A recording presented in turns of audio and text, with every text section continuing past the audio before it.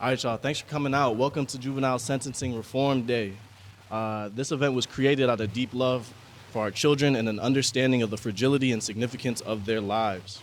Today marks the day we stand up for kids in Minnesota and say we will no longer accept children being thrown into a system that that is so gravely inhumane. When you leave here today, we hope you feel empowered with the knowledge that we can change these horrific sentencing laws. We can create a more just and holistic system that truly helps meet the needs of children when they commit crimes by helping integrate them back into society and prosper. So we really thank y'all for coming out today. Juvenile Sentencing Reform Minnesota was created to support legislation to stop excessive sentences for kids. We also share the stories of those incarcerated, create a network for friends and family of those impacted, and then we plan to support individuals when they are released as well. Our first presenters today are Avra and Ignastis, the founder of Juvenile Sentencing Reform Minnesota, and Antonio Espinoza, founder of Art from the Inside. Avra is a childhood friend of Roberto Lopez Rios. In 2001, Roberto was sentenced to life in prison when he was only 16. Antonio is a retired corrections officer and the founder of Art from the Inside. He envisions a correctional system where people come out stronger and more resilient than when they entered, supported by a community committed to their success. We aren't here without these folks today, so why don't y'all go ahead and give them a round of applause.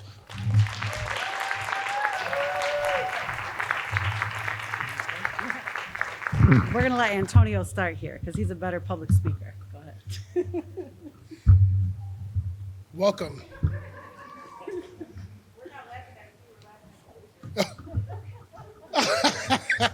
That's me in Stillwater Prison, one of the cultural events that I created for the incarcerated people there. I'm a fun guy. I'm a real person. I treat everyone like how they should be treated. And that's why I have a good rapport with a lot of the incarcerated people at Stillwater. My dedication, and I'm talking too fast, but my dedication is to see people grow from their mistakes. And the reason why I say that is because I myself, originally from New York City, the Bronx, been through my trials, and I could have been myself. I could have been in prison myself, doing the things I was doing at the time when I was 18, 19, 20. So God gave me an opportunity to fix that, correct that, and gave me an opportunity to come out to Minnesota to do this job, to do this work. And I didn't know why he sent me out here, but he sent me out here to do something for him. And throughout my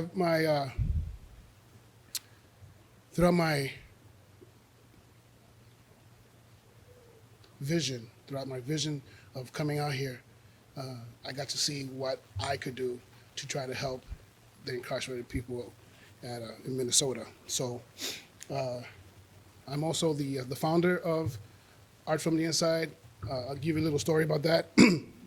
It was 3 years ago when one of my coworkers was murdered at Stillwater Prison, and it was horrible over there. It was horrible for the incarcerated, and it was horrible for the people that worked there. And it was the first time that a murder happened for a correctional officer in the state of Minnesota. So I think that the people in charge didn't know what to do.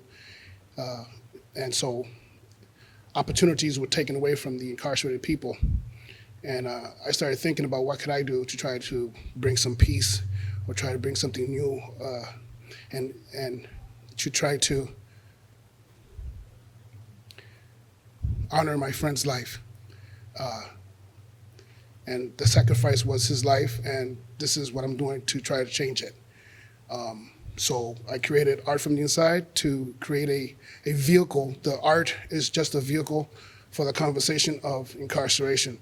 And there's so many different branches about that. You know what I'm saying? We have the people who are incarcerated, the victims, the community. You know, everyone is impacted by incarceration. And so I'm trying to be creative and using this platform to have people come out and help us with juvenile justice system. And last year, when I had when we had our first exhibit, Avra came out with her children and her family and friends, and they were cheering for Chucky. Chucky is one of the incarcerated guys in Stillwater, and that's how I got to meet her energy, and I knew that I was going to work with her down the line, one way or another, somewhere I was going to work with her, and here we are today. And I'm here to support her, and I'm here to support you guys with your family members incarcerated, and whatever I could do to try to change the laws and policies, that's what I'm going to do. So together we could do it together. We could be effective. And with that, I am going to send you to Avra, who is very energetic, and this is her thing. I'm supporting her. I'm proud of you. You know what I'm saying? And I know you got this.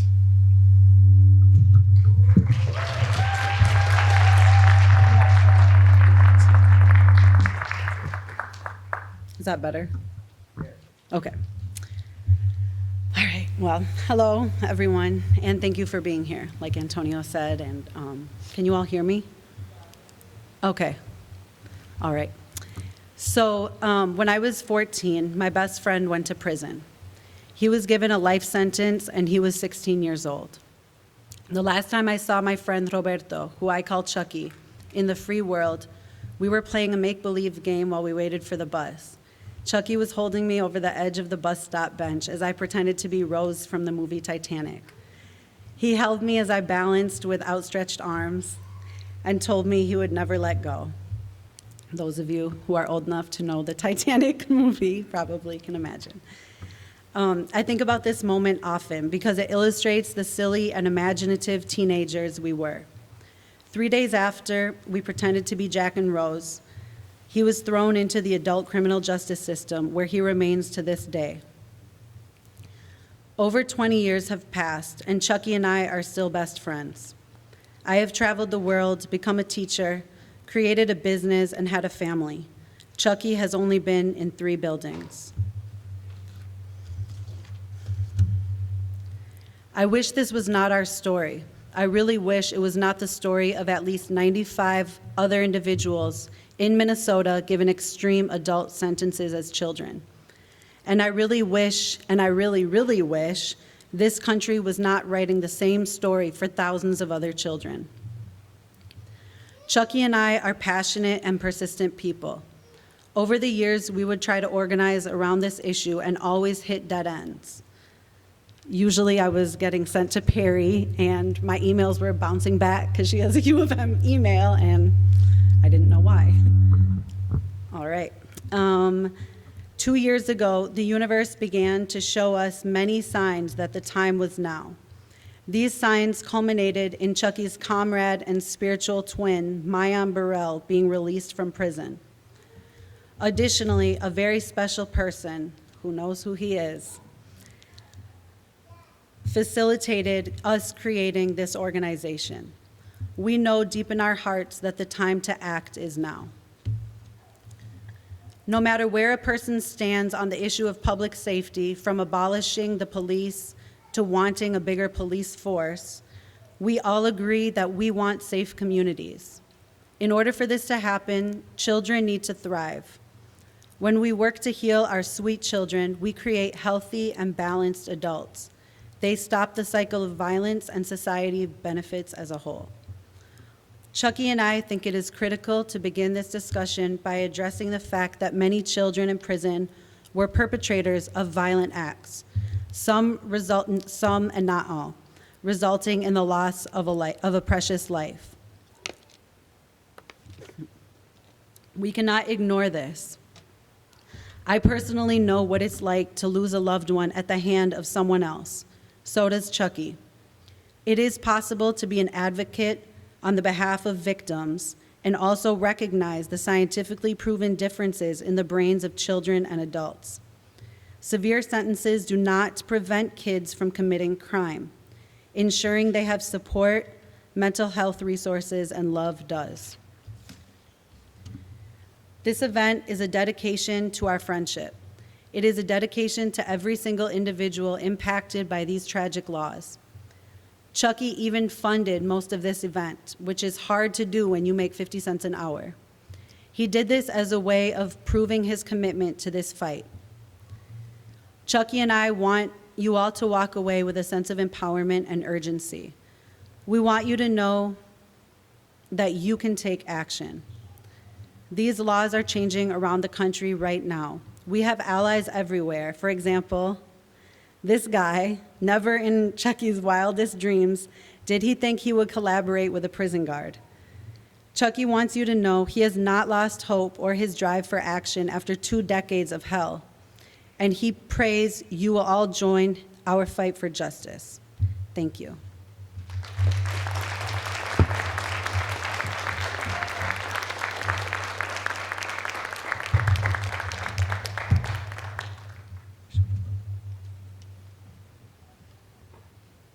Let's give them another round of applause, guys.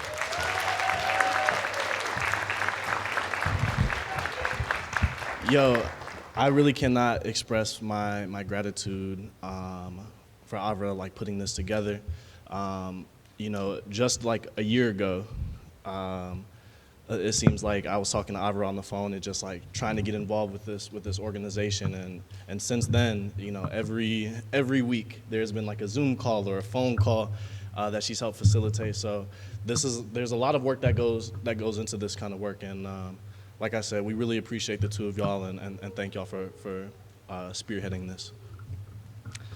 Next, our next speaker actually couldn't make it out today, so instead he sent a video, which is like, works too, you feel me? So I wanted to introduce Preston Shipp from the Campaign for Fair Sentencing of Youth. Preston is a former prosecutor in Tennessee and current senior policy counsel for the Campaign of Fair Sentencing of Youth. The organization leads efforts to end extreme sentences for youth around the country. And there you go right there. Y'all enjoy.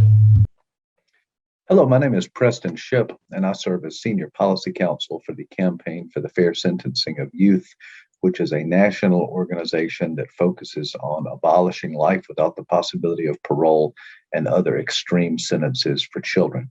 And I'm sorry that I'm not with you in person today, but I'm so very glad that you are having this meeting, because we are in a moment where there is a strong national trend away from extreme sentences for children, and it is past time for Minnesota to join other states like Arkansas and West Virginia and Utah, Wyoming, Texas. There are so many states that have already passed legislation to abolish life without parole for children, and I'm excited that Minnesota has this opportunity to join them.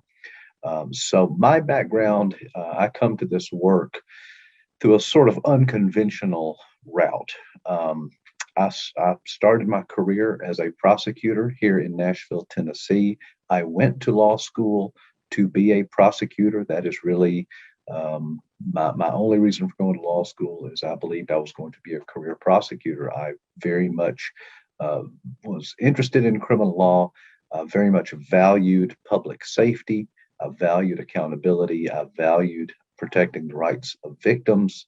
And so when I got out of law school, after I clerked for a couple of years for a judge, I went to work in the Tennessee Attorney General's office and just thought that was going to be my career. And I slept well at night. You know, I was part of, handing out sentences, very extreme sentences for young people. But I just believed, if you do the crime, you do the time, and I believed in the system, that it was functioning as it needed to.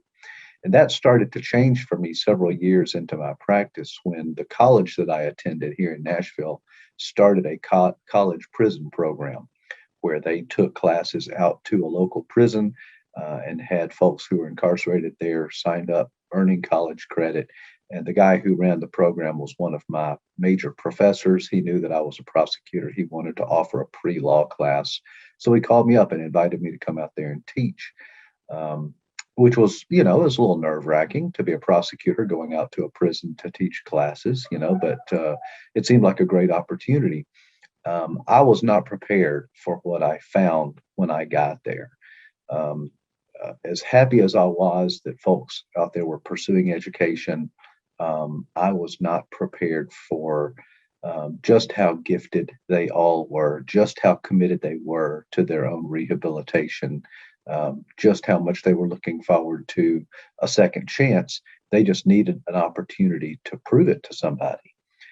And, you know, I was in there in a room with 15 remarkable human beings, any one of whom I would have been very proud to have as a neighbor. And I started rooting for those people. I wanted them to get their shot, but many of them were serving sentences so long, including life without parole, for crimes they committed when they were sometimes younger than 18 years old. They didn't have any realistic expectations that they were going to get those opportunities. And that started to really trouble me. I felt the ground kind of shifting. I stopped. My faith in the system was shaken. I started wondering, well, why?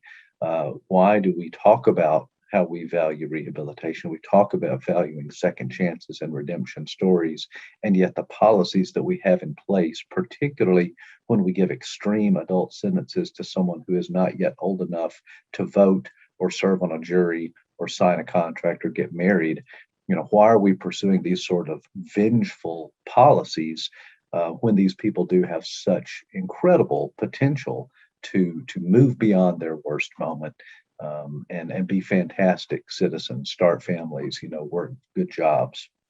So I ended up leaving my career as a prosecutor, and got involved in criminal justice reform work. And I'm so thankful that I'm now on staff with the Campaign for the Fair Sentencing of Youth, and will absolutely do anything that I can to support the work here in Minnesota as you look to join those other states that I mentioned that have already passed this kind of legislation.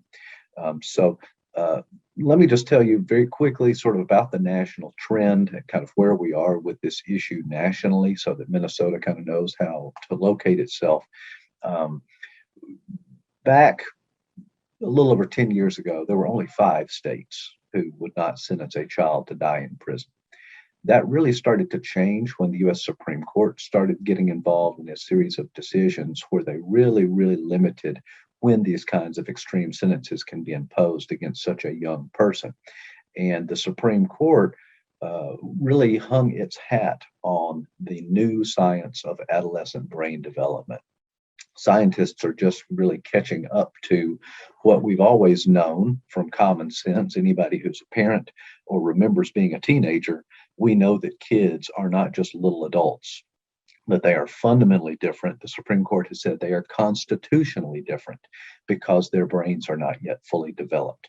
They do not appreciate consequences and risk in the same way that an adult does. They're impulsive, you know, they lack self-control. They're very susceptible to peer pressure. Trauma in particular hits them particularly hard. And so, you know, they're so different from adults in their decision making. That's why we don't let them join the military. That's why we don't let them sign a contract, because they're not anticipating all the consequences of their conduct. And so when a child can pull a trigger just as easily as an adult can, but their brain is not thinking about the same way and they are not as culpable. And so the court started saying we need to hold children accountable in age appropriate ways that focus on rehabilitation, children's unique rehabilitative potential. And so that's what we started to see after the court started weighing in. We started seeing some very conservative states, Texas, Wyoming, Utah, Arkansas, West Virginia, passing laws saying, you know, a child can't be sentenced to life without parole. A child should never be told that they have no hope, but be condemned to die in prison.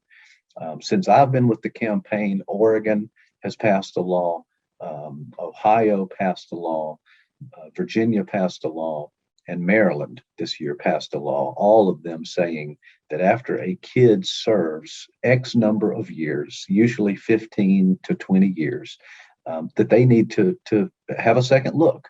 A parole board needs to take a look at them and see who that person has become. And so that's what Minnesota has the opportunity to do with legislation is you say that you cannot sentence a child to die in prison, no matter what they do. You don't condemn them to die in prison. You always hold out hope, because kids are our most valuable resource and they're the most vulnerable members of our society. And so we have to be careful how we treat them. It's never a get out of prison free card. It's never automatic. It's never guaranteed. Arkansas is only paroling about 60% of the people who come up for review. That means 4 out of 10 stay in prison because for whatever reason, the parole board looks at them and says, they're not ready yet. They haven't done what they need to do yet. We don't believe that we can, in good faith, say that this person no longer poses any kind of a threat. And so it's always just an opportunity, never a guarantee. But enough states are doing this now, and they've been doing it for long enough now that we're seeing incredible success all over the country. Over 750 people have been released nationwide who were told as children that they would die in prison, and they are doing remarkably well. A study was recently done by a couple of professors at Montclair State University, and they looked at 174 former juvenile lifers and found a recidivism rate, a rate of committing a new offense after their release of only 1%. And if you think about the national recidivism rate, in Tennessee, the recidivism rate is like 50 to 60%. People are going out and committing new crimes. When people who were given these long sentences as children get a second look after 15 or 20 years, and the parole board looks at them and says, you know what, that person has done what they needed to do, we're going to give them an opportunity, then overwhelmingly, almost 100% of the time, they're getting it right. And those people are doing exactly what we want them to do. They're out there. We've got a network that we sponsor of formerly incarcerated kids, and we've got school teachers, substance abuse counselors, entrepreneurs. We've got somebody who started a printing company. We've got reentry specialists and restorative justice practitioners. I work with a number of folks who are formerly incarcerated. They're starting families. They're doing everything that we want them to do. They're mentoring at-risk youth, trying to make sure that other people don't go down the same road that they did. And so this is proven common sense, measured reform that even somebody, who got into this work based on concern for victims, based on concern for public safety, is something I feel very, very positive about. It's exactly the kind of criminal justice reform that we want to see. Republicans can agree on it. Democrats, the sponsor of our bill in Ohio, a very conservative Republican, the sponsor of our bill in Maryland, a very progressive Democrat. This is not a partisan issue. This is a moral imperative that we get this done because kids should not be condemned to die in prison. I also want to just briefly mention we do want to be cognizant that nobody is going to get such an extreme sentence if they did not commit a very serious crime. Overwhelmingly, these are homicide crimes. And so we're dealing with a victim, we're dealing with a family who's lost a loved one, and we always want to be mindful of that. And there are certainly times where family members or survivors of youth violence are very opposed to the person who caused their harm getting a second chance. And we don't want to minimize that, and we don't want to try to pretend like that's not the case. But what I do want to say is that the campaign works with a network of survivors and victims of youth violence.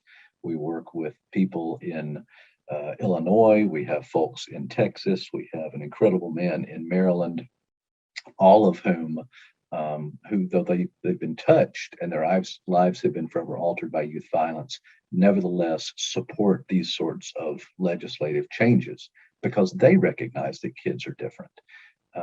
And so I think it's very important for us to remember as we look at legislation like this that justice is not some kind of a zero-sum game, where if we care about a child offender getting a second chance when they're 35 years old or 40 years old, that somehow that means we care less about the rights and the needs of victims. In fact, we recently hired a new staff person whose job is going to be doing outreach to people who have been impacted by youth violence, because it's so important for us to maintain relationships with them and try to see that they get what they need. Because again, the circle of our compassion should be expansive enough. The parameters should include everyone that's touched by this kind of harm. And so it's a real honor to get to work with supported victims. It's wonderful to get to see people do well when they get their second chance. And so this sort of legislation, what Minnesota can do right now, is about hope. It's about being true to our best values, that no child is born bad, that no child is irredeemable, that no child should be ever thrown away as if their life does not have potential. Because we all of us, are valuable. Certainly the most, as I said, the most vulnerable members of our society who have so much potential to transcend those moments. None of us are just the worst thing that we've ever done. And so, as I said, thank you so much for allowing me to talk to you. I'm looking forward to supporting the group that's working on this, the lawmakers who are working on this in any way that we can. We want to see Minnesota become the 27th state to abolish life without the possibility of parole as a sentencing option for kids. And so I look forward to getting to partner with you in that. And I thank you so much for your attention to this issue. We really appreciate Preston for taking the time out of his day to go ahead and create that video for us. Like you said, Minnesota, it's time for us to take action, right? The rest of the nation is working towards reform, and we need to be in line with that. Sweet. So our next speaker is Mayan Burrell. At the age of 16, Mayan was charged, tried, convicted, and sentenced to life for a crime he did not commit. He spent more than 18 years of his life in prison, and in that time, he was forced to endure extreme hardships, pain, and deprivation of basic human rights. He comes today to be the voice of those who have experienced the same trauma, those who are suffering right now, but don't have a space to speak for themselves. So let's welcome Mayan up here.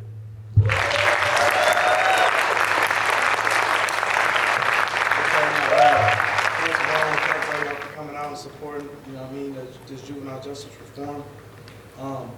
Take the mic. Can you hear me? Yeah, you can take it out. Yeah. Can you hear me now? No, so I didn't put together a speech or anything for today. Like I came out, like you said in the introduction, to be the voice for those who can't speak for themselves. And I don't want to put nothing on paper. I would stumble over my words, or something that wasn't really coming from the heart. So I think that everything that we do in life, it got to be based on sincerity, in order for us to be successful in it. And right now, we need each other as a people. Like you said before, I was tried and convicted of a crime I didn't commit. Spent a long time in prison. Went through a whole bunch of trials and tribulations on my own time, but I didn't come out to make this about me. There's so many other people that are suffering behind a system that's created to function, predatory system that was created to function on preying on not just people of color, but the youth. So many youth are sentenced to life in prison, and they're unaware of the severity of their situation. And it's strategically done. You can see how the people in this system, how they prey on them, and how they ask them questions that are impossible for them to be able to answer, and put them in situations where, how can you do life when you haven't even lived life long enough to have anything to compare it to? And so many of us are oblivious to what we're going through until time had passed, and you're looking back in hindsight, you saying, man, I wish I could have graduated high school. I wish I could have went to prom. I wish I could, could have did things that we, out here in the free world that we just look at as a given. It's something that we just do.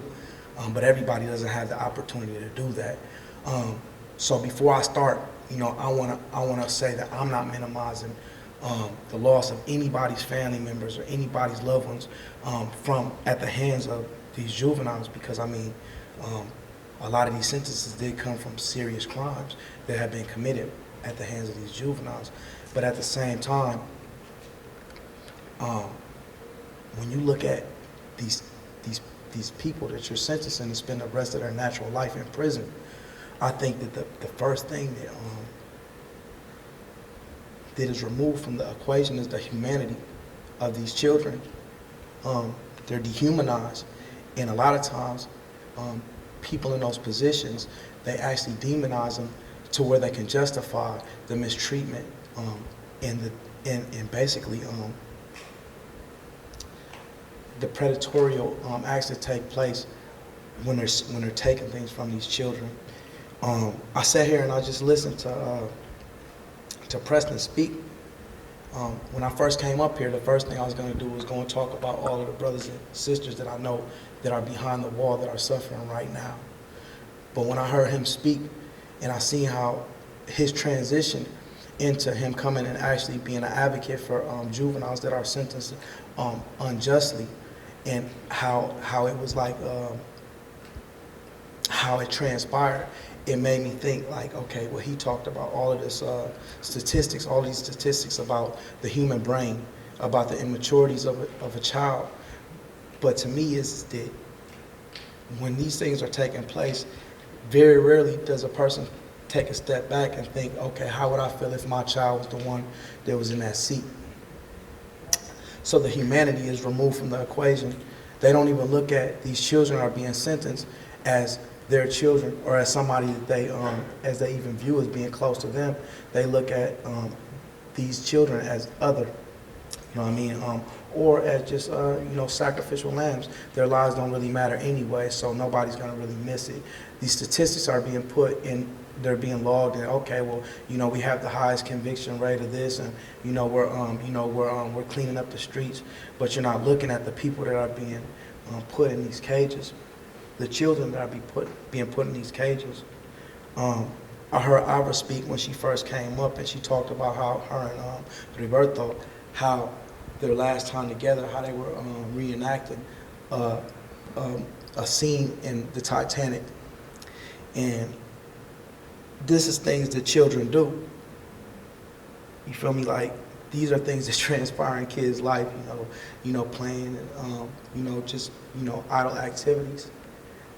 But then not soon after, like, he had to go and transfer into a whole different world where nothing was funny.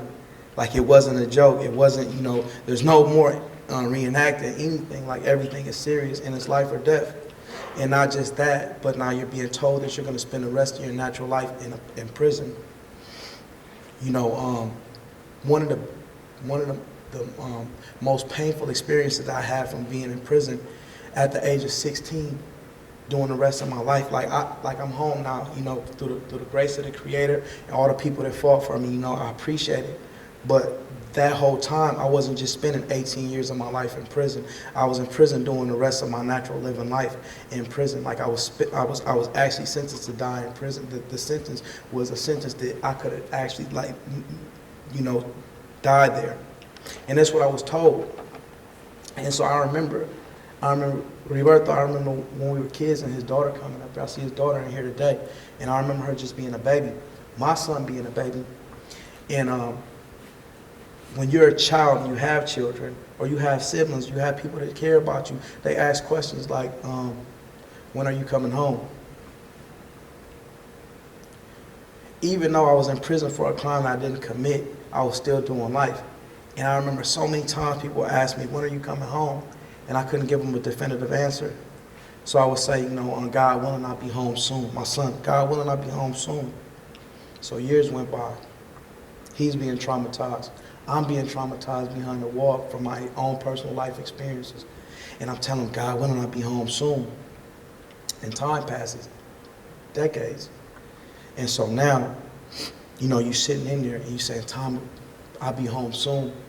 But then you see the people that you care about, they actually, they dwindle off because that's not a definitive answer. And as time passes, say, okay, you said soon. But it's been 10 years, it's been 15 years, it's been 20 years. You're not home yet. And you can see, you know, your family, your loved ones, your friends, everybody fall off, everybody disappear. And so then that's when that hopelessness comes in. That's what that place breeds is, it breeds hopelessness. And you see so many broken human beings up in there, so many children that came in there that are broken because they were told that this is where they're gonna die at. And not only, and even if they had faith that things would change for them in their hearts, they sat there and they watched the world fall off. They watch everything that they know disappear. You know, I was 16 years old when I went to prison. I was 34 years old, like I just turned 35. Everything is new to me, everything. Everybody that I cared about, the majority of people that I was close to perished. They died while I was in prison. And I had to come home and I had to figure things out on my own time. And not just that, I had to face the people that could no longer hold on because I couldn't give them a definitive answer. And so I'm coming here today to tell y'all, so when you look at these, you know, they have an exhibit in the other room. Look at those people, look at those children, read those stories. Like those are our children, you know what I mean? Those are your siblings, those are your father, you know what I mean? Could you imagine being born and your whole life being told that your dad's gonna come home one day and you never be able to see him outside in the free world? Or could you imagine your child being in a seat and somebody telling him or her that they're gonna spend the rest of their natural life in prison, that's where they're gonna die? And you might be the only person that's fighting for them while the rest of the world's telling you to move on with your life? Could you imagine that type of trauma? And so these are the things that transpire behind that wall, and that's why I'm coming to be the voice for those who can't speak for themselves, because it happens every day. That's the sad part. Like it's not something that's unnormal. Like it actually transpires all the time. But we, as you know, the more time that passed with me out here in the real world, the more I realize how unnormal the circumstances are behind that wall. Even a lot of times I get asked questions about, you know, my experience. And the sad part about those questions is that my thought process was that everybody will understand what I went through. But then now you deal with a whole nother trauma because now you're an alien in a world where, I mean, it's not normal. And then you have to come to the realization, you have to acknowledge the fact that what you went through is not normal, and that's what you're designed to. That's what that machine is designed to do, is make you function as if that's normal in that place. So I mean, before I get on anything else, I wanted, Roberto, he paid out his pocket for this, right? And I know, I mean, like, I came to speak about, but like, I don't think that that's something that should have ever happened. And so before I get off the stage, I just want y'all to know that we should make an intentional effort to be able to put him, to reimburse him his money to where we can continue to have these discussions. And furthermore, to where this stuff can go out. Like, I don't want this to die here. Like, I come out and I vocalize myself all the time. I express myself. I express the situations that are transpiring behind that wall. And it's so many people that say, oh, that's so hard, that's so painful, that's so, oh my God, you know. But nobody, but once we leave these rooms, it dwindles off. Like, we need to be the people to stand up and cause that change right now. And God willing, like Ivra, she has Cash App, you know, you get it, you guys can contact her, you know what I mean, we could do that, but I want to continue to do this. Like I said before, I don't want to make this about myself, like, but I did want to come and be able to explain to you guys the humanity of, and the deprivation of the humanity that's taking place behind that wall, but the humanity of those children that we're throwing away. And that's the question I always ask people. I mean, it's so simple, but that's the question that I ask them when they ask me about those conditions. I say, are we the people that throw away our children? Mary Bell Morgan, right? So she was the assistant warden when I was in St. Cloud Correctional Facility as a juvenile. Her and it was several other staff that were there that actually treated me like a human being. I believe that, I wholeheartedly believe that it was that humane treatment that helped me to be able to hold on to the rope of the Creator and to keep faith that one day things would change, and have faith in humanity and human beings as people, because you'll lose that in there. Like, you'll become a pessimist when every time you turn around, things are being taken away from you and you don't have any control over what's taking place. But they were there, and they were helping us as children. And for her, like, I appreciate you. Like, I'll never forget the things that you did to help me to hold on to that. Like, I didn't have a mother. A little bit about myself, right, is that, like, less than a month after me being incarcerated, I was in the county jail, and my mother came to visit me, and on her way home, she ended up perishing. She died in a car accident leaving from visiting me in Hennepin County Jail. And so I went into the system without a mother. You know, I have a sister, she's my right hand, like, I have family they support, but it's a difference when, as a child, to go through those type of experiences without your mother. I mean, you might have your father. My father was there. I thank him for everything that he did. But, like, you know, especially as, you know, a man, a lot of us, we have that attachment to our mothers. And I didn't have that mother, but they did. They stepped in and they actually took on that maternal spot in my life, you know, and actually tried to help. They seen the injustice and they stand as much as they could. They stood out against it, and I thank you. We need more people like that out here. I don't want to take up too much of you guys' time, but, like, I really wanted to, you know, reach out to y'all and explain that, you know, to where you may have a little bit of insight on what takes place behind that wall, and not just that, but when you look at those cases, that you don't just see cases. When you don't look at those that black and white, those words on paper, that you don't just see a case, that you actually see the human being that's being, that's going through the trials and tribulations that come behind those cases. So with that, you know, I appreciate y'all coming out again. I appreciate you listening to me. God willing, I said something that will encourage y'all to actually go out and do something to change these conditions. And I mean, anything that I can do to help, I'm here. You know what I mean? I'm easily accessible. This is my call. This is what my purpose in life. With that, and, you know, I appreciate y'all again, and thanks for coming in.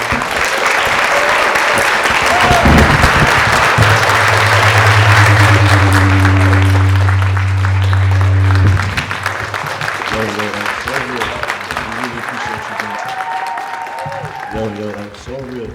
We really appreciate you being out here, Mayan, for real. Like, we're glad you home. We're glad you home. All right.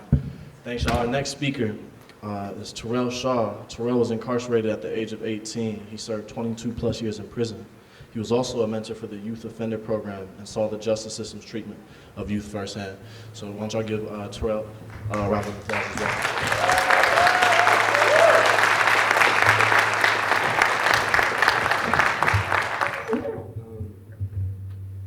First, I want to thank Ivor for allowing this, starting this. Can y'all hear me? Right. First, I just want to thank Ivor for setting this whole thing up and allowing me to speak here.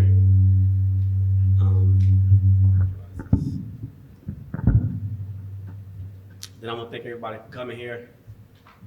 My name is Terrell Shaw. Like you said, I was released from prison on March 31st of this year. I had served like 22 plus years in prison for murder. And while I was in prison, I became a mentor in the youth offender program. And I'm just here to tell the stories of the young people who I work with. You often hear about juveniles committing horrible crimes, murder, robbery, rape. You hear about them getting their just desserts by the justice system. But what you don't hear about is that these young people are not properly being represented by the legal counsel, that they are serving longer sentences than adults who commit the same crimes, and the extreme suffering they endure during their prison terms. They never fully understand why the suffering is happening, but today we'll get a better understanding.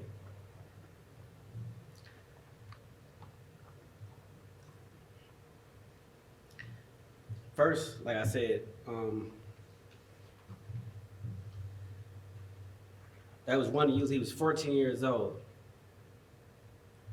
He barely stood like 5 feet when he entered prison for killing and seriously injuring a rival gang member who targeted his family.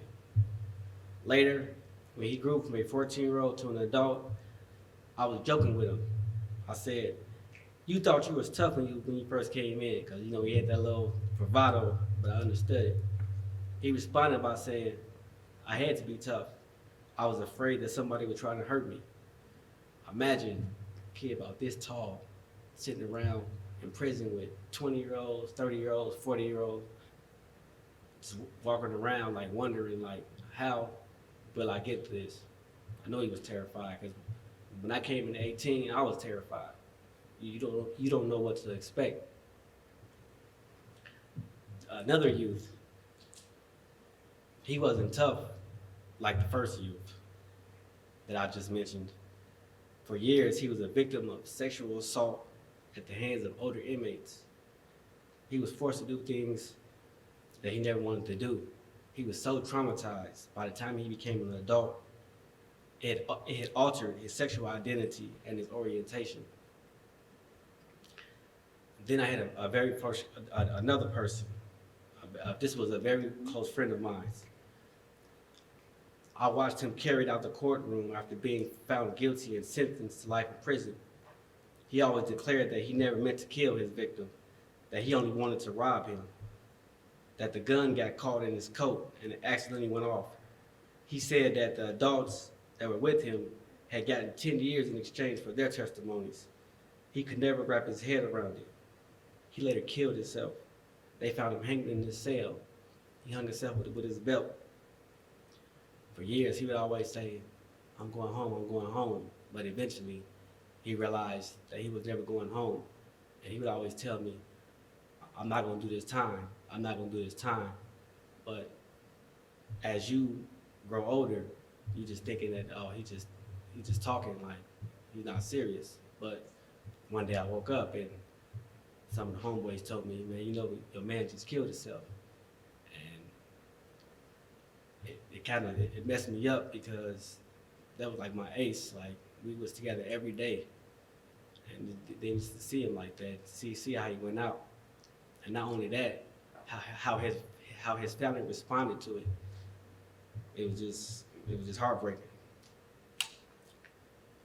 Then there was another youth offender who I mentored. He always declared that he was innocent of the crime of murder. The district attorney and the police took the word of an unreliable confidential informant over physical evidence. While he was in jail serving life, the prison administration refused to allow him to attend his mother's funeral. He watched a recording of it on an old television screen. As I stood next to him, I can only imagine, like, man, what is he going through right now? Like, he's actually watching his mother's funeral on the television. Just 16, 17 years old. Then there was a young native who killed his father. But this little guy, he was so talented. He could write, he could draw, he was very smart. But the thing with him was, all the other people that was in jail with him was upset because of his crime. I guess in their culture, that was something that was untolerated. Plus, he refused to get involved in all the racial gang violence that goes on inside of prison. On numerous occasions, he was assaulted and assaulted and assaulted. And I would just look at him and just be like, man, what can you do? Well, anyway, this little young man spent majority of his young life walking through prison corridors alone, by himself, because nobody wanted to deal with him, because he refused to be in the gang and he refused to be racist. I could tell you 1,000 stories like these, having witnessed them firsthand, because I was there, I saw them. I was with them every day. I seen them cry, I seen their tears. Shit, I cried, I had tears. So then, eventually, there was a new program established called the Youth Offender Program, but it was more of an experiment. The Minnesota DLC did not know how to deal with this new influx of young inmates. On one hand, there were children but on the other, they were convicted felons. This program was started to protect them from the adult population. Early on, I became a mentor. My job was to help them navigate through this system. But I was a child myself. I was only 2-3 years older than them, but I guess that was enough. But as a mentor, it's like sitting at the top and you have a bird's eye view of like what's really going on. And you see that, man, there has to be alternatives to what's actually going on behind these walls, giving these young people these long terms of confinement. Many of these young men, they're low functioning. They have little reasoning skills. Most have anger issues. Many struggle to communicate, like they don't know how to say what they want. So their next alternative is, how do I get what I want? They're the first people that older inmates come to, recruit them in gangs, send them on assaults, whatever that may be. Tell them, hey, hold this. So now they have hooch in their cells, they have illegal drugs in their cells. And these be the ones who, some of them turn up to be drug addicts because they're the ones who, like you said, are the most influential to do drugs, peer pressure.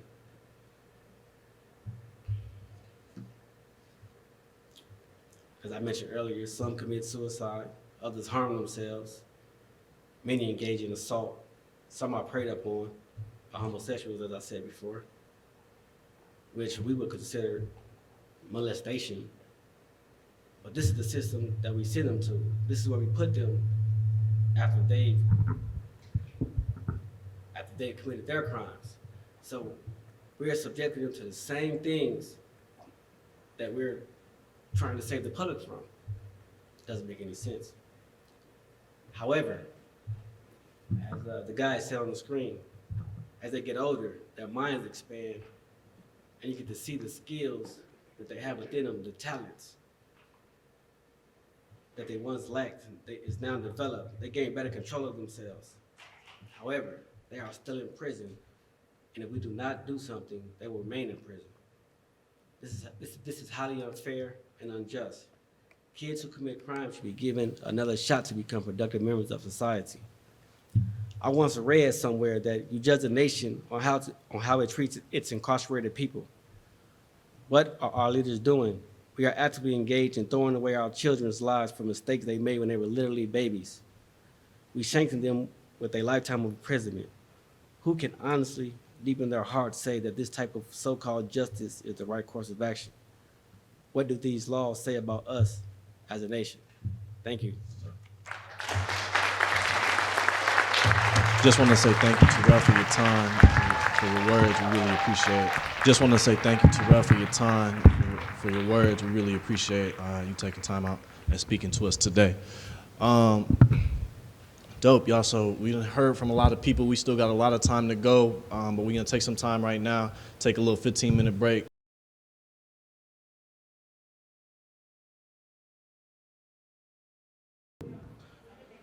All right, what's up, y'all?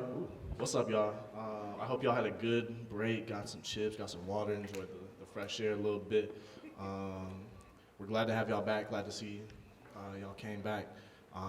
So what we have next is a video of folks that are currently incarcerated. You can find all of these folks' stories in our storytelling room, so make sure to check it out after our last speaker today. But you'll hear from Roberto Lopez Rios, Jerry Vang, and Jason Williams, as they were all given life sentences as children. And again, like I said, you can check their stories out in the storytelling room afterwards. Thanks. I was 16 years old when I came into the prison system. My name is Roberto Lopez Rios. I was 16 when I first came to prison, a month after my birthday. Jason Williams. I was 14. My name is Jerry Vang. I really wasn't feeling nothing I could say, because I was like numb to everything, and I didn't know what I was going through or anything else, what anybody was saying to me. Nobody really explained nothing to me, so it was like, you're in jail, that's it, you know what I'm saying? Just deal with it, you know? At first, I was just puzzled, not knowing, not being able to grasp the reality of the situation that I was in, arriving to prison with a life sentence. It was coming down that, I believe it's Highway 10. You see that big old wall, and then we turn onto the street, and it's just like a medieval castle, you know what I'm saying? And that right there was quite intimidating. And just seeing and hearing doors clanking, locking, and guys yelling off the tier, you know, it was scary for me. I felt scared. I felt alone. I felt abandoned. At that point in time, I didn't know what exactly I was feeling, but now that I'm older and I can reflect back on those times, I was lonely, I was scared, I was sad. I missed my mom. When I first came in, I was a little scared, because you know, you're around grown people, you know, that they know what they think, they know how to feel. I don't know what to think or know how to feel about situations. I would just see fights and I was like, what's going on? You know, I didn't know. Everybody else around me knew what was going on except me. You know, you just gotta keep moving and watch yourself, you know what I'm saying? Because you're in a whole environment with, you know, grown men, and you're just a kid. When you come in here and you get thrown into prison, there is nobody trained to deal with a child's mentality. So you're left alone to deal with all these things, and your standard is based on a system that was designed for adults. Every treatment, every program, the time, the meals, everything's designed for a grown individual. So therefore, the needs of the children that come in so young are not met. Because there was nobody my age there at that time. Nobody I could talk to. You know, staff didn't know what to do with me. They even said, we don't know what to do with you. We don't know where to put you. We don't, just stay out of trouble. That's the only advice they gave you, stay out of trouble, you know?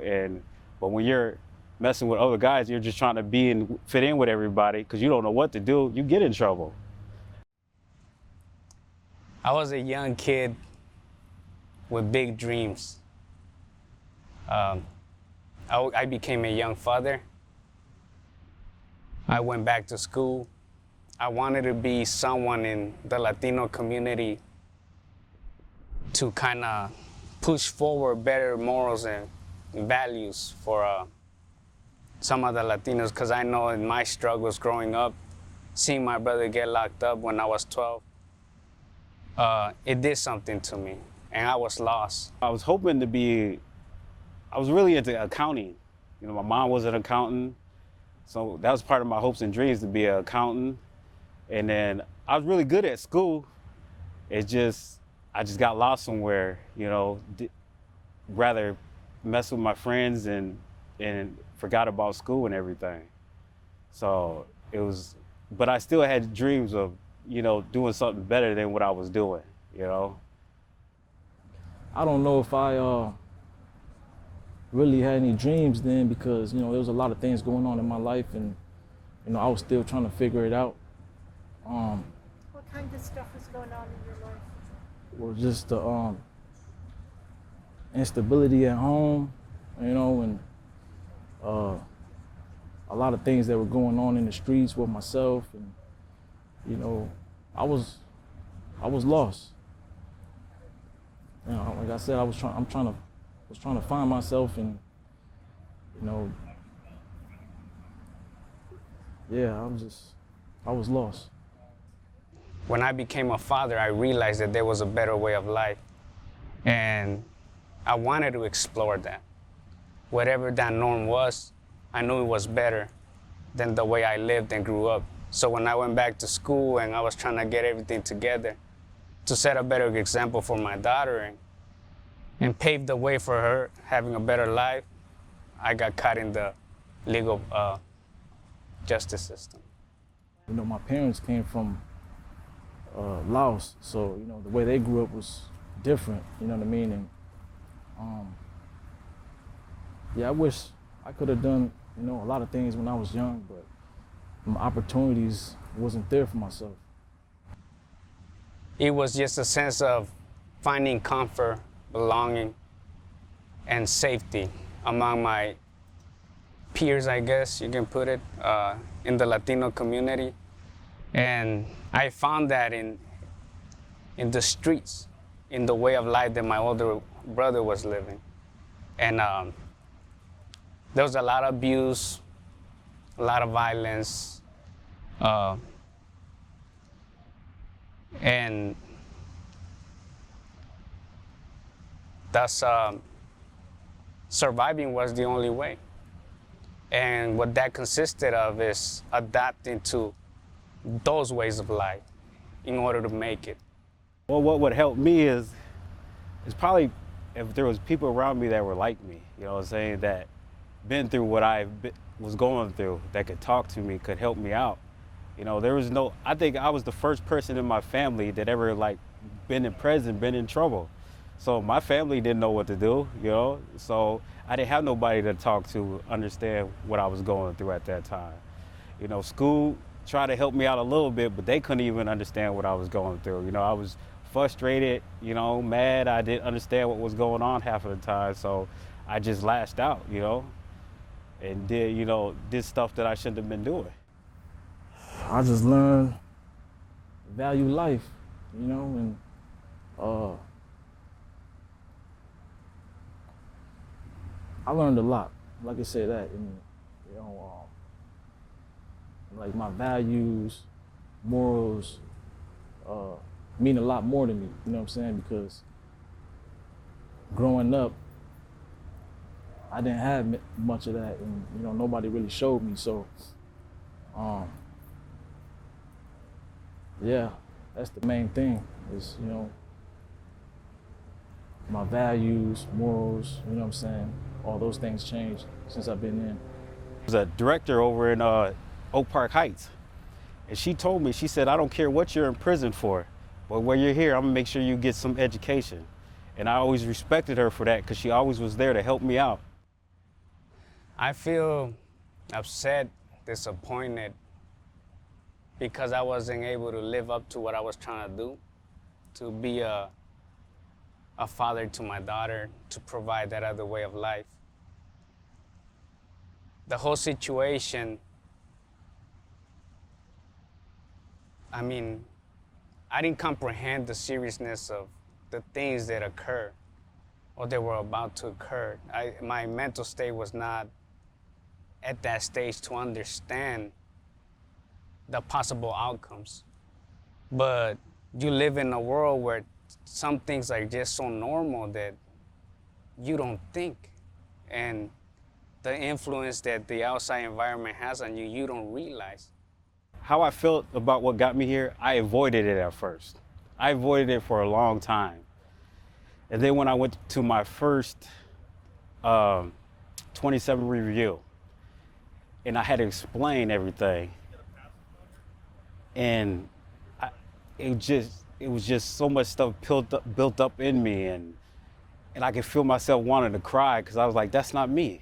Why did I do something like that? And I could feel pain, and it was just so much. And then it was so much that it came out that the psychologist was seeing that, and she was like, I can see this is something you need to deal with. This is something you need to accept. So she told me, tell your story. Start telling your story to people. So once you start telling your story, it'll be easy for you to learn how to accept what you did. You know, so that's what I did. I started telling my story to people and helping them understand where I came from and why I did what I did. I mean, what I did was wrong. It was wrong, and it hurts me to this day that I did what I did. But I can't change the past. Only thing I can do is work to the future, and whatever I can do to help the future, help anybody coming in here, I'm gonna do. I don't want to ever see nobody go through what I did, go through everything I did at all. So what could have helped to prevent that? I'm not sure, because I couldn't understand the full extent of the situation. And how do I deal with it now? Well, I work on myself. I try to remain positive, hold on to the little bit of humanity that I remember of who I used to be, try to be a good father. I educate myself. I'm trying to make this time count in a positive way to where I can impact other individuals for a better way of life. And that's the way I come into terms with it, in order not to kind of fall into that, I don't know the exact word for it, but it's to make this and the situation count for something positive. Because it was all about self when I first came to prison. Then all of a sudden it was like, now help others. You have accountability to help others. Do that. I know one thing, that kids don't belong in prison. That experience was so traumatic that it took many years for me to actually come into terms with it. And even now that I'm here years later, 20 years later, it's still hard for me to understand, how can you do this to a child? And from the material that I've been reading and what I've been looking into, I've always known that it was wrong. And I know people out there know this is wrong, but no one's really stepping up or saying anything about it. I guess they figure if you don't pay attention to it, it doesn't exist. But it does exist. We want to start programs that will help them guys. You know what I'm saying? So we can sit down and say, we've been through what you've been through. Don't think we haven't. We're trying to teach you another way. Unless you want to stay here forever, we're trying to teach you another way. So we need more groups that will help them, to help rehabilitate them. Because when you catch them when they're young and catch them away from their friends and everything, they're willing to learn. You know, they're willing to change. It's just hard when you don't have that, and the only thing you do have is your friends here, and they want to hang with their friends, and it messes them up. It messes them up. The streets is not successful. Get out of the streets and find something different. Find some type of, something you like, that you want to build and you want to keep building, and you can be happy, you know? Not them streets. It's not where it's at, you know? Just, yeah.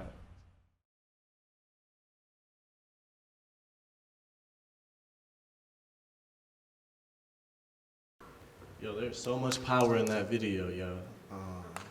It's so easy to forget that these are real people that are going through real things. These are real children that are being put away, doing real time every day.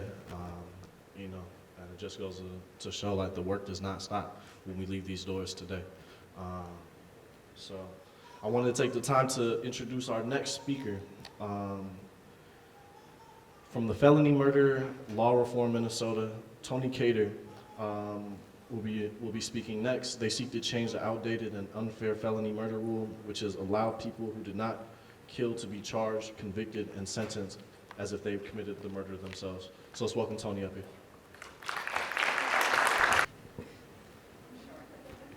Good afternoon. Nope, just take it off. Just take it off.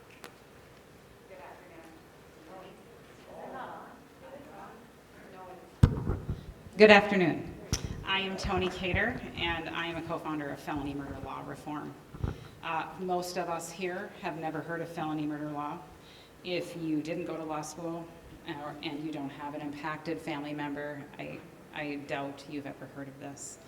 But felony murder is a legal doctrine that allows anyone involved in a felony to be charged with the murder if a death occurs during the course of the felony, even if they did not kill anyone. They didn't know a killing was going to happen, and sometimes they're not even present when that murder took place. The situation occurred with my daughter and her best friend, and there were 6 people involved. My daughter and her best friend had a gun held to their head, and they were told if they screwed up the burglary, they would not have a problem killing them both. And when they tried to leave the apartment, had a gun held to their head. They were locked in the apartment building and in the apartment and forced to lay on the floor and watch their friend be beaten and killed. And unfortunately, in our justice system, I say that very tentatively, that was not taken into consideration. What they wanted was murder convictions.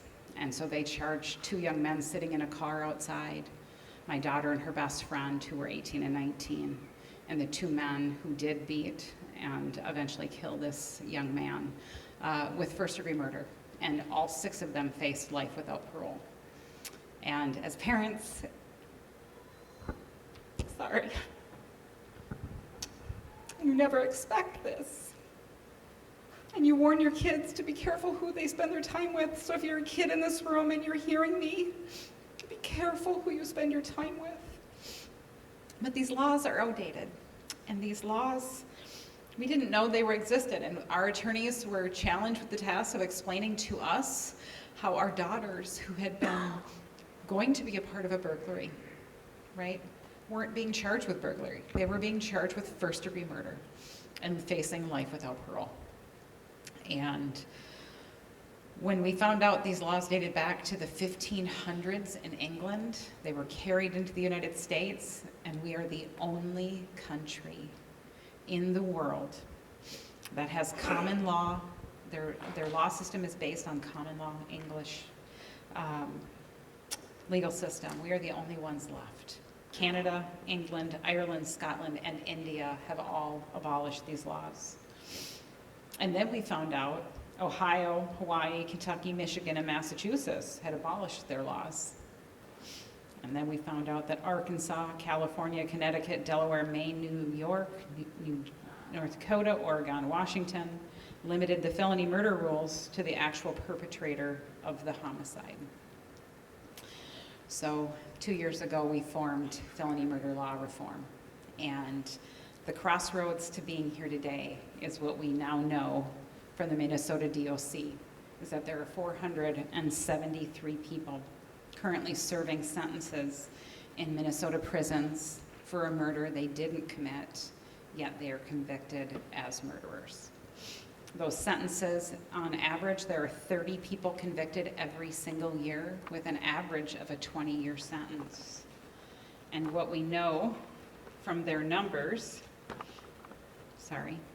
is that in the last 10 years, we've got 22 kids under 18 years old being convicted of a murder they didn't commit and yet serving sentences as murderers. And if they take that to trial, they're committed to life without parole. And so they get 2 options. You take it to trial because you didn't kill anybody, and you didn't intend for anybody to be killed, and you didn't participate in that, and you will be sentenced to life without parole. And we have women at Shakopee Women's Prison who were not present when the murder happened, and they have life without parole. The shooters got plea deals. One of them will be home at 26 years with his family, and Maureen will leave Shakopee in a casket. She was not present when that murder took place. And the stories are over and over, including Roberto, right? His story is tragic, and he was caught up in that. And it's a case of wrong situation, wrong time, wrong place, wrong people around you. And so we are determined to change this for going forward and going backwards. California reformed their laws in 2018, SB 1437, and theirs included a resentencing act. And so now in California, for the last 3 years, people who were convicted of murder are being resentenced under the crime they did commit instead of the crime of somebody else. And so we have a task force. We did pass a task force this year. And by the grace of God, we are meeting between now and January, and it is a well-rounded task force of county attorneys and police and Professor Moriarty and myself and other amazing people that we are studying the data. We're going to study our laws compared to the other laws in this nation, And we are going to make a recommendation on changes, and we're going to make a recommendation on resentencing. I'm not sure they know we're going to make that recommendation, but we'll be making that recommendation. And we're going to bring it, and we are going to change these laws. So no other child who's involved in a situation, the law holds it as reasonably foreseeable. It's reasonably foreseeable that this death is going to occur. And for many, they didn't even know there was a gun involved. My daughter didn't know there was a gun until it was held up in her face. And so I ask for your support. This is a mighty task. This is a big push, and we're going to need the power of the people to stand up when we bring this bill to say no more. We're not going to throw people away anymore for murders they didn't commit, especially children. We know that there are no less than 2 14-year-olds that were sentenced under aiding and abetting felony murder and got inherently long sentences for crimes they didn't commit. So thank you, Avra, and for everyone, Mayan. Amazing, amazing. I'm in awe of these people as they speak, and thank you for the time. And fmlr.org, we do have a table out there, so stop by, get our information, but fmlr.org. There's stories, there's videos, and we will be having up-to-date information about the task force and how people can join us in raising their voices to change these laws. So, thank you.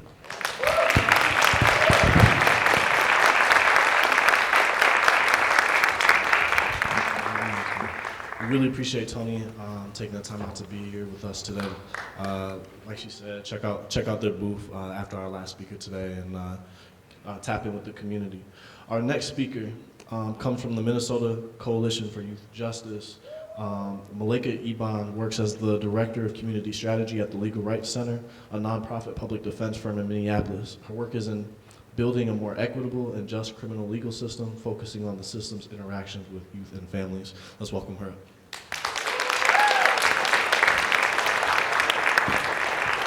Good afternoon, y'all. Thanks so much for having us here today. Thank you all for the folks who've been here sharing their stories and for the powerful stories that we've been able to witness and experience together as a community this afternoon. As was mentioned, my name is Malika Aban. I use she, her pronouns, and I work at the Legal Rights Center. We're a nonprofit community-driven law firm. We represent youth and adults in Hennepin County Court. And we help to organize the Minnesota Coalition for Youth Justice. We know that juvenile sentencing and juvenile life without parole is just one small part of a really inhumane youth justice system that we have in Minnesota. And our coalition fights at the county level and at the state level to change policies to ensure that the young people who interact with the justice system are treated with love, are treated with care, and ultimately that we can reimagine this system so that it's our community members, it's people who know and love our kids who are there to step in and support them when they need that help. We're super, super supportive of all of this work around juvenile life without parole sentencing. We've partnered with coalition members across the state to help elevate this issue, and we're excited to be back at the legislature again this year to fight for change, as well as on a number of issues that span from young people's first interactions with the justice system, with law enforcement, all the way through to the collateral consequences that they experience once they're out of the justice system. One small plug that I'll make, and you can see our friends Terrence and Ali and Jazanay after this event. Hennepin County is closing the Hennepin County Homeschool. This is their correctional facility. And as my brother Kevin Riaz said, this is like the middle passage for so many young people in our community through the county homeschool into correctional facilities, into long-term and lifelong imprisonment. The county is closing the homeschool in March of next year, which presents this amazing opportunity for us as a community to step up and say, we no longer want any of our kids sent to any correctional facility. Instead, we want the $12 million that the county pays every year to incarcerate kids at the county homeschool to stay in our communities, to go into programming, to go into proactive resources, and the reactive supports we know that are necessary when young people need that support. So if you're interested in being involved in creating a community-driven budget and policy platform related to the closure of that facility, you can meet up with us after this event, and next Tuesday we'll be out at PV Park from 4 to 6. We'll be in the community talking with folks like this to really imagine what would be the solution. What would we want our tax dollars to go into instead of continuing to send our kids to correctional facilities in the county, in the state, out of state as well. So we're super, super thankful to be here, to be partnered with this amazing group of people. We know that this is deep and challenging work. We know that there are young people in our community who need help and who need support. But one thing that I keep holding on to, and I think that all of us can really wrap our minds around, is that just today at the county homeschool out in Minnetonka, there are 13 kids there. There are 13 babies. And I believe that in this room, we have the imagination, we have the resources, we have the love to provide the support for 13 young people that doesn't require them being in locked cells.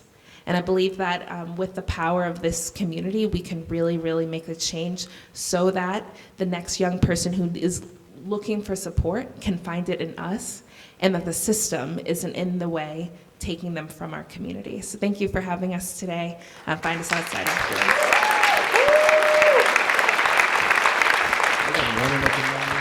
Full workout. All right, we really appreciate the words from Malika, and like I said before, tap in with these organizations at their booths after our speakers today. Our last speaker comes from the University of Minnesota Law School. Is Perry Moriarty. Perry is a professor at the U of M Law School. She co-directs a clinic that, along with her students, represents clients sentenced to life in prison as juveniles. She is active in legislative and policy reform as well. Let's welcome Perry up here.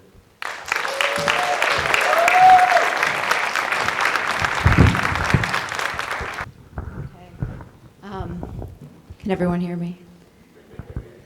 Thank you so much for letting me talk with you today. It's a complete honor to be here.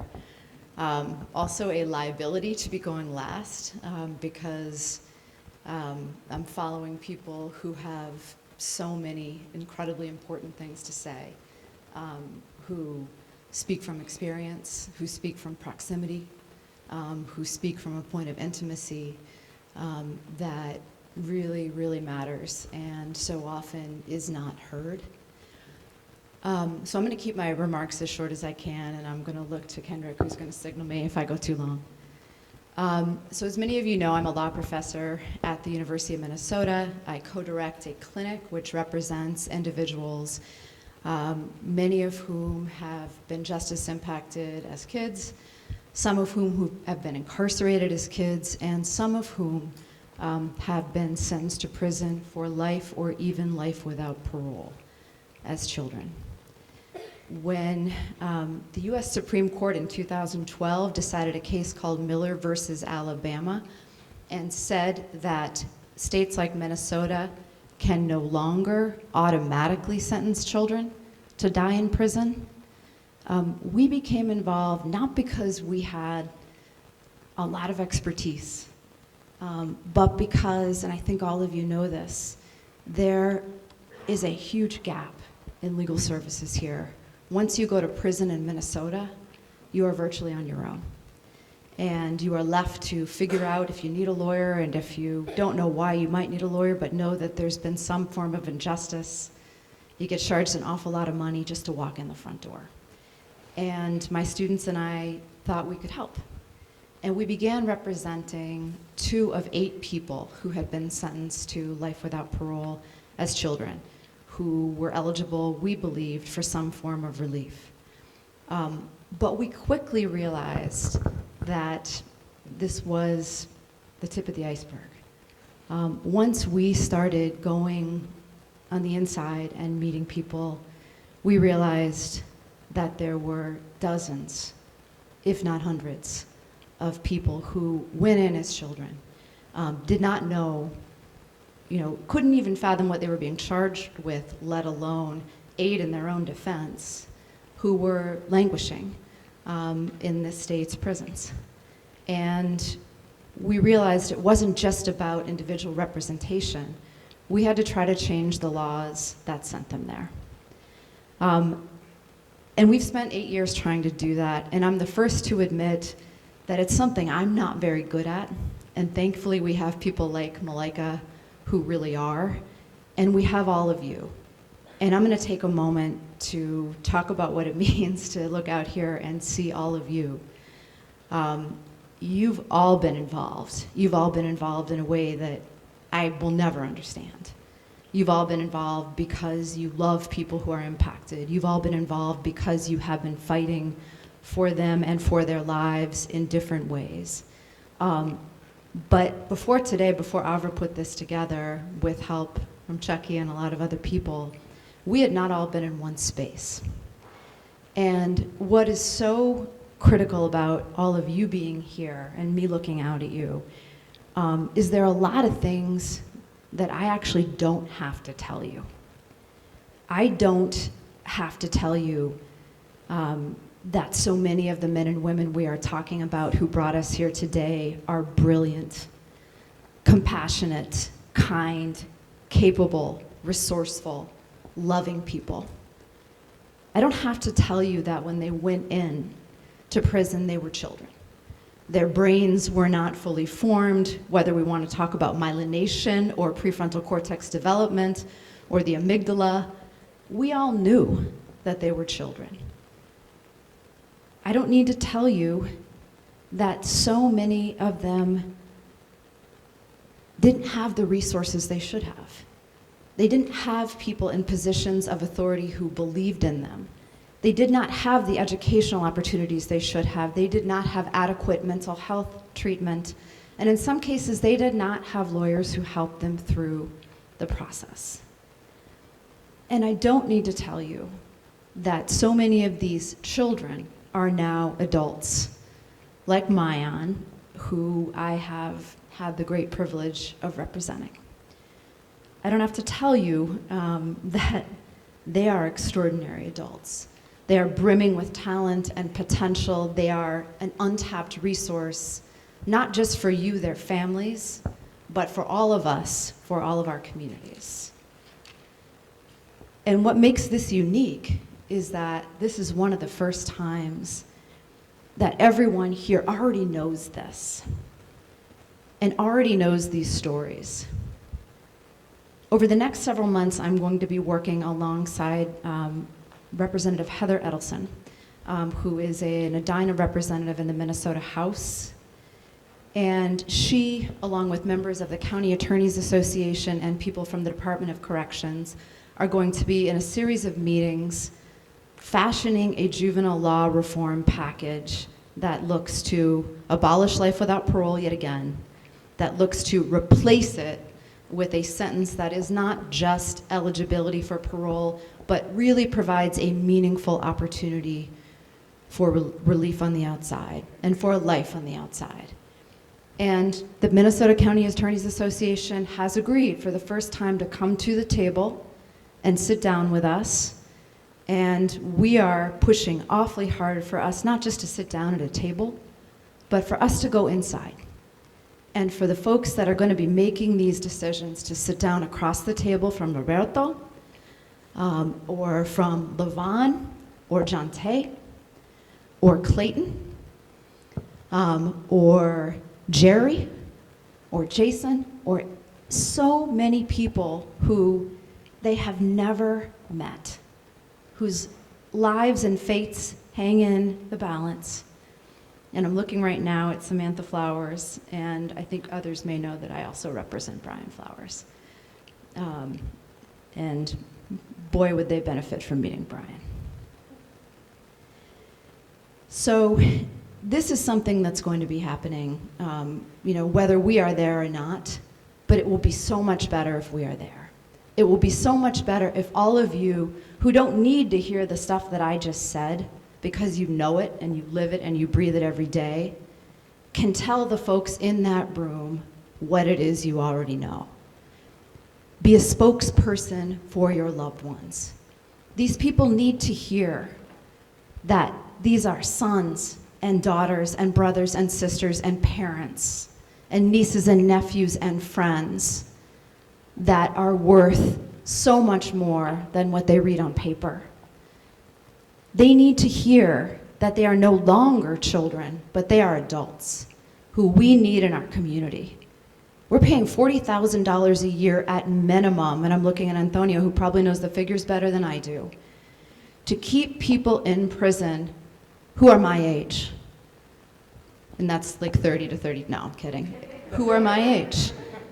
And who are as, you know, as Preston said earlier, who I would have at my dinner table or next door to me or, you know, or with my child who's here any day of the week. And you already know that.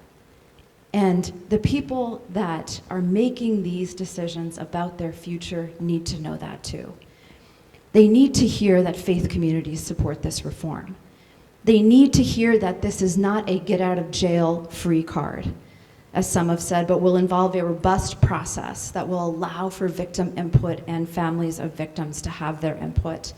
They need to hear that other states are enacting bills that give people eligibility for relief after 15 to 20 years. States like West Virginia and Texas, states that we in progressive Minnesota don't like to compare ourselves to, who are way ahead of us.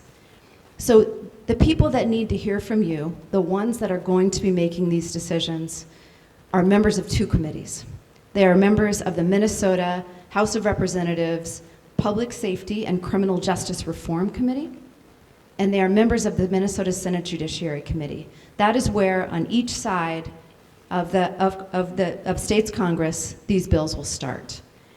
Reach out to them. Reach out to them by mail, reach out to them by email, reach out to them by phone, and let them know why. Let them know about who it is you love and who it is not here with you because of these laws. Let them know their stories. This isn't about confrontation. This isn't about anger, although you may have every right to be angry. This is about fact and about redemption and about common sense reform and about children, fundamentally first and foremost. They need to hear that we will all be better. Your families, our communities, every one of us in this state will be better when these children, who are now adults, are back with us. So there's a lot of work to do. And this is a really critical start. And looking out at all of you who are here in the middle of a summer Saturday, because this stuff matters so much, looking out at all of you makes me feel more optimistic than I've been for a long time that this work can finally get done, that these people are worth it. Thank you very much.